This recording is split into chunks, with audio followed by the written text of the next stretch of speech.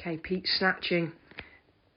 61 years of age. Bar goes around the knees a little bit. There's a bit of an arm pull. Bar comes a fraction too high before receiving. Let's take a closer look. So start position, that's pretty good. Crease of armpit, once the shoulders are set, is directly above the bar. As he pushes with the knees, however, the bar comes forward.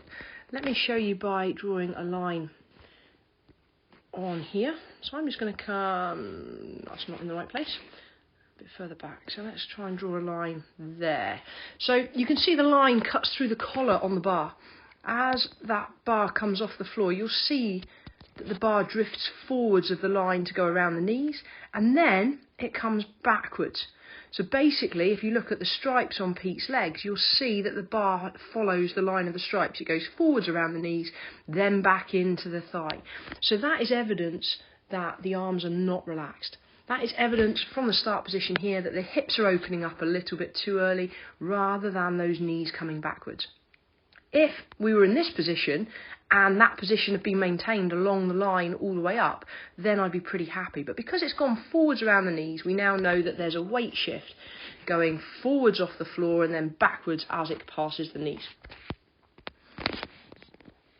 So from this position, Pete then drives with the legs, but look at the shoulders. Shoulder position, by shoulders I'm looking at that whole chest position. As we come to this position here, you'll see that the chest is almost concaved. We've got a rounding of the chest, and that's because Pete is trying to pull with the arms. There, we've got a cheeky arm pull here. That said, look at this, fantastic extension at the knee, really good extension at the hip. The only problem here is you've got that cheeky arm bend, and as a result of trying to lift the bar higher, we've got the shoulders going slightly backwards. Ideally, I want 100% of force going down into the ground. That should result in equal and opposites, bar and body coming up nice and straight. But because we've got this arm pull coming in, that is causing the forces to go in the wrong directions. Now let's take a look at how high this bar comes. I'm going to draw a little line just about there to illustrate the height of the bar. In fact, I'm going to just get rid of that down arrow, draw that line again. There we go, that's pretty much how high the bar comes.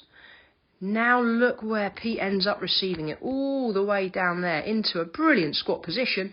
The only problem is look at the distance between those two lines, and that area in between here is a long way for that bar to come crashing down on top of the body.